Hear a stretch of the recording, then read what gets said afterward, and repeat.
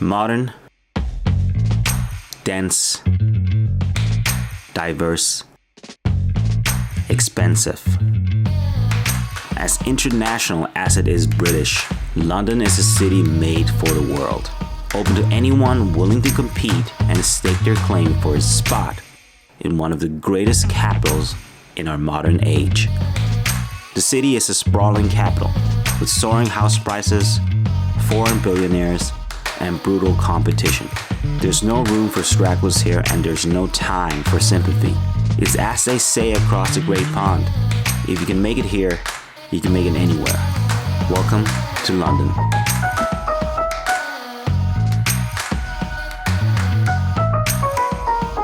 What's up everyone, it's Allan here and welcome to Weekends. So the point of this series is to give you guys a lowdown on what to do, what to see and what to eat in a 36 to 72 hours time frame. And today I'm here in London, a true metropolitan city, but most importantly a melting pot of nationalities, cultures, which means that the place has a wide variety of different sort of foods and cuisines. If you are fortunate enough to live in a city, you have access to some of the best food around. And I can't wait today to dig in and see what's on offer. London has more than 6 main airports spread across the outskirts of the city, the main ones being Heathrow and Gatwick, along with Luton and Stansted. We just arrived here in Stansted Airport. We're specifically down here in the train station right now.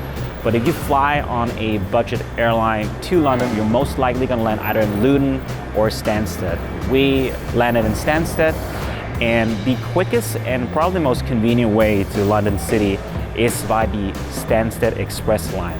It's a little bit more pricier, but it's just a lot more faster. It takes around 47 minutes compared to like about an hour and a half on a bus. Now, you can pre-book your tickets online before you arrive here in Stansted, and that's gonna save you a few pounds or so. Also, it's worth mentioning that you should probably get your hands on a Oyster traveler card. It's basically like any electronic sort of travel card that's found in any major city. It works the same. You put some credit on it and allows you to use any sort of public transportation in the city, including buses and trains, etc. Regardless of which airport you arrive at, there'll be plenty of transportation options. If you arrive at Heathrow, consider going either on the Heathrow Connect or Heathrow Express. With the Heathrow Connect, it takes approximately 30 to 40 minutes to London City, while the Express line only takes about 15 minutes with an added price premium. From Gatwick, I recommend going with the Southern Rail if you want to save a bit on travel expenses.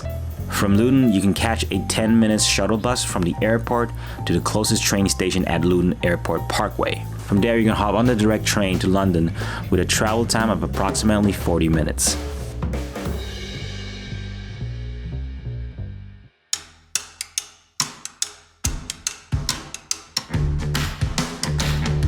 London is massive. With a city population of more than 8 million people, you can easily get overwhelmed with where to stay during your weekend escapades.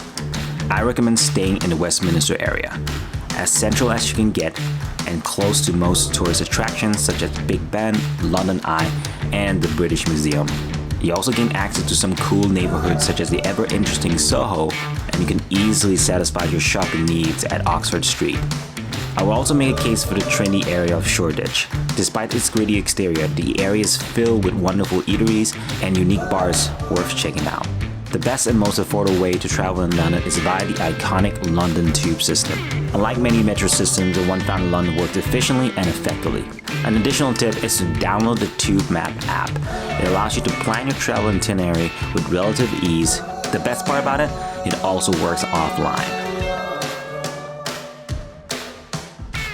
All right, so we're absolutely starving here, and what better way to start the trip than to get a classic sort of signature dish, which is fish and chips. And we're having one of the best places here, at least what I've heard, here at Poppy. So let's go in and see how it is.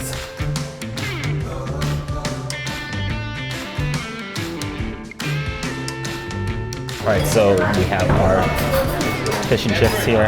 First of all, I'm gonna try the chips out. Nice. Not too dry, still very moist inside. I'm gonna go and dig into the fish. All right. Yeah, crispy on the outside, quite moist inside. I didn't expect a lot from this because initially when I thought about fish and chips, it didn't really make me wanna, try it out or whatever. But since we're here and since it's almost a national dish here in the UK, you have to try it, and it's actually pretty decent. Still hungry for more? If you want to try out some other lunch spots, here's my list of recommendations. Sketch for some afternoon tea. Honey & Co. for some Middle Eastern delicacies. A Wong for a modern take on dim sum. In addition, you might want to check out Gymkhana for some Indian spices, Ceviche Soho for some Peruvian seafood, and Uchi for some Japanese home-cooked dishes.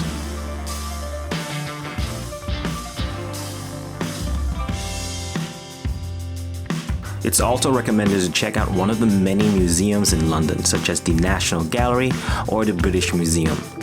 They're all free to access, so you don't really have an excuse if you're the least bit interested in art or history.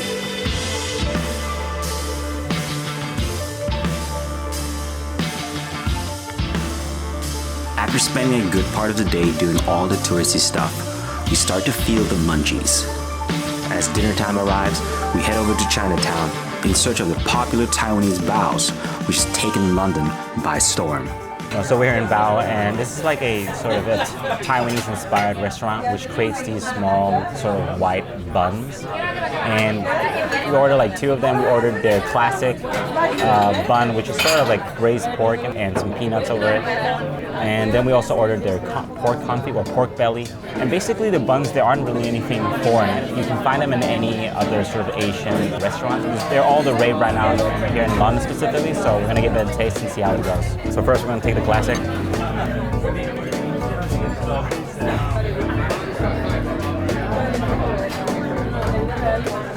Flavor is solid. And then the taste of the nuts plays really well with the bun.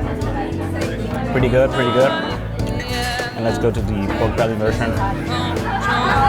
See here, nice pork belly, like with sauce and everything. I think there's like some fried onions, I believe. I'm not sure. Let's give it a taste.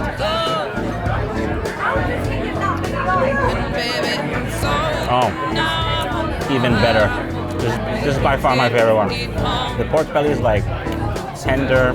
There's like this sort of like sauce on it that really works well, and also the onion gives it a little bit more crunch.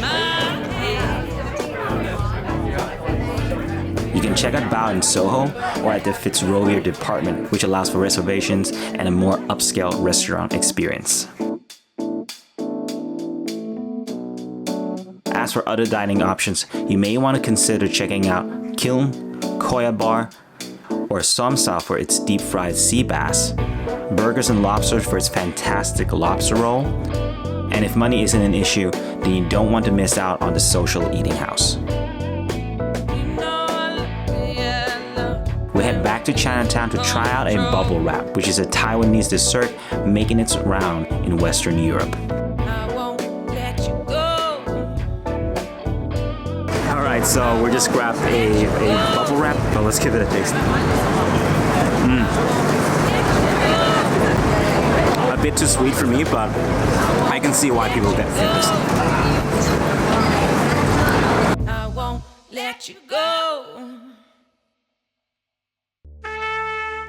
London is a city filled with a history of struggles and fights as much as glory and achievement.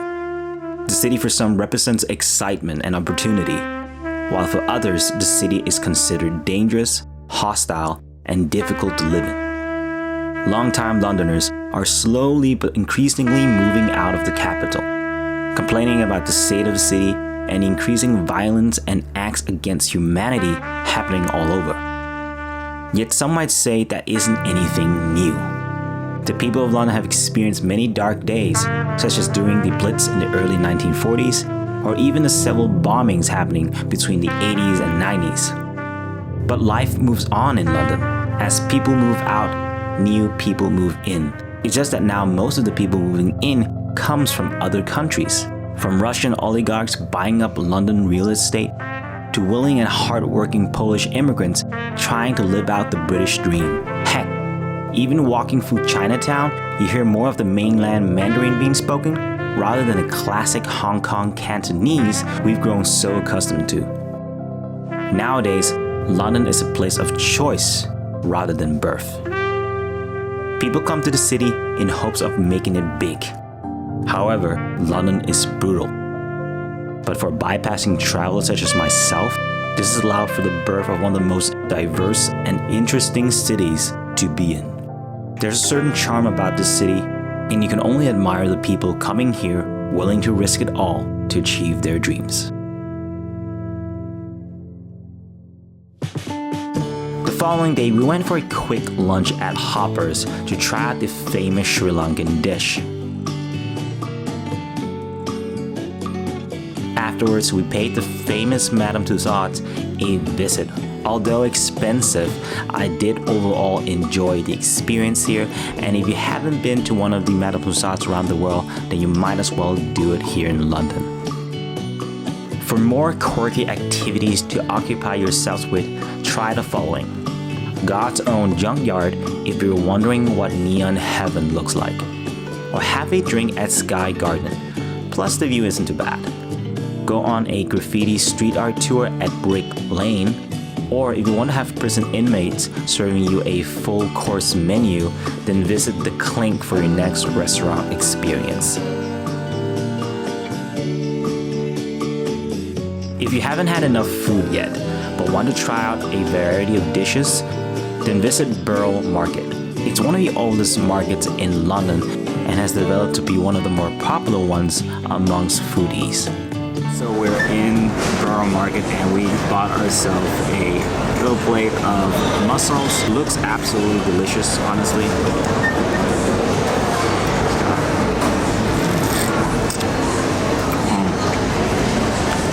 It's like the sea in your mouth.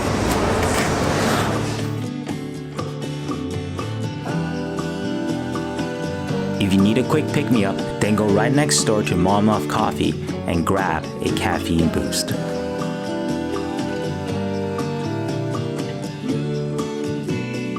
If you're still craving for some more street food or simply want to check out some different food markets, here's a couple more to consider.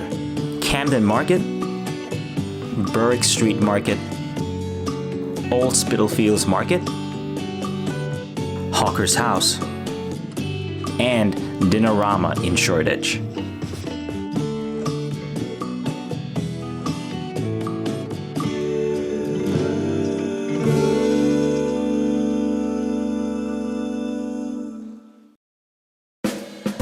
If there's one thing you absolutely must do while in London, then it has to be attending a West End show. If you aren't too picky with what shows to watch, then look for last-minute shows for a great bargain deal. As is our final night in London, we decide to head out for some drinks and snacks. We go to the ever-popular Ichi Bun. With its prominent Japanese decor, consisting of manga books and half of a Japanese K-truck, we grab a few tasty buns and a beer or two. However, the place doesn't quite hit the spot, so we leave and continue our search for a more interesting location.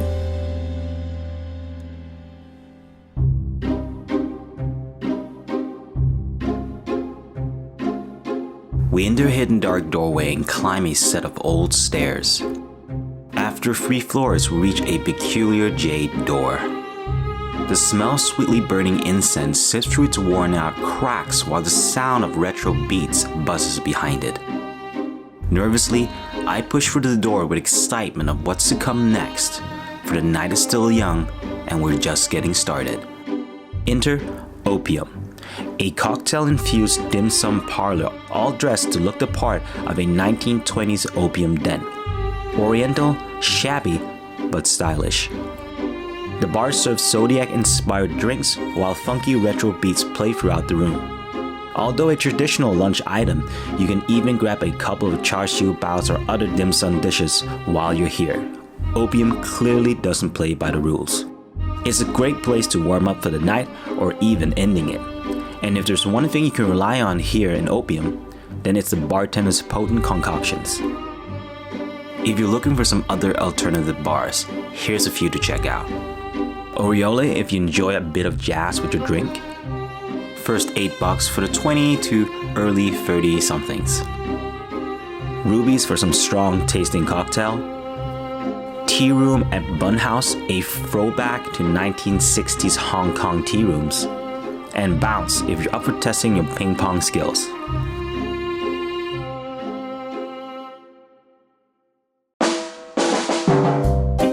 As the night is ending, so does our time in London. Many more nights can be spent wandering the streets of the city from one eatery to another, or one drink or two more. It's comforting to know that I've barely scratched the surface of what this great city has on offer. I can understand people's difficulty with the city, an unforgiving place for the uninitiated hopeful. However, for a wandering traveler with simple wants and needs, this place offers everything you would want in a weekend getaway. I wouldn't mind paying another visit just to eat and drink my way through the city once again. As always, follow me on the relevant social media platforms for updates and behind-the-scenes footage. And if you liked the video, remember to hit the like button and subscribe for more content. And I'll see you guys later.